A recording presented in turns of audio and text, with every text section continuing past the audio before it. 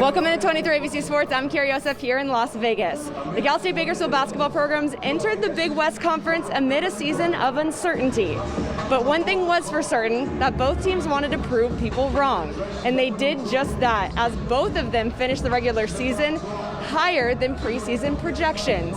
And while many would say that it took a lot of luck to even get to the Big West Championships amid an adverse season, that luck unfortunately ran out rather quickly for the runners here in Vegas. Both runners teams did not get to play in their final WAC tournament last season, with all of college basketball missing out on March Madness with the cancellation of the NCAA tournament. That made these Big West championships more gratifying, especially for the women's team, who overcame 7 canceled games and more than a month in quarantine due to COVID-19.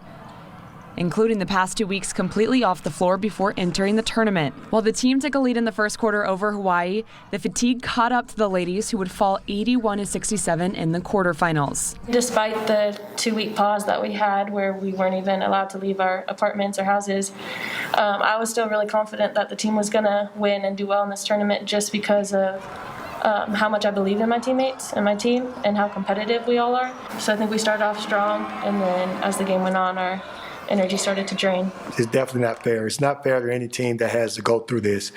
And you're asking them to come out and compete at a high level with a team that hasn't. And that's hard to do. While the women only had 17 games by the end of their regular season, the men had played 25 and had a 15-10 record heading into the tourney, and boasted first-team All-Big West selectee Tajay Moore, who did not disappoint in his first appearance in the Big West Championships. Nearly 2 weeks between games as well with the bye, the men fell behind in their first meeting with UC Davis in the quarters. And then a heartfelt effort late in the second half would fall short, as the Aggies knocked off the runners by 2 points, 58-56, the final. It's disappointing to have the season that we had, have the accomplishments we had, and building bonds with one another, and it just had to happen like this. It's truly disappointing. For both head coaches of these programs, even getting to this point in the season throughout all of the adversity of the year has been the biggest reward. I'm just proud of just the way they carried themselves. To deny yourself of so many things that at the age that they are, to make a commitment to our program. During the pandemic, we had guys that came to practice and they were prepared to practice.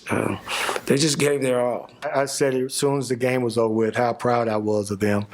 All the things that they've sacrificed throughout the year. Some of them didn't get to go home for spring. Some of them didn't get to go home for summer. They didn't get to go home for Thanksgiving. They didn't get to go home for Christmas. Then when you're here, you're telling our players, you come to practice, go back to your apartment. Make sure you stay in your bubble. That's a huge sacrifice on a lot of young kids.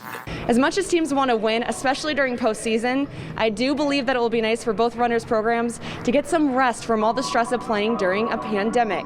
And as you heard from both head coaches, the first season for the Cal State Bakersfield basketball programs in the Big West is one to be proud of. And I remember Alex Bell saying that I should bet on red. Well, hopefully this brings me some extra luck while I'm still here in Las Vegas. For 23 ABC Sports, I'm Carrie Yosef.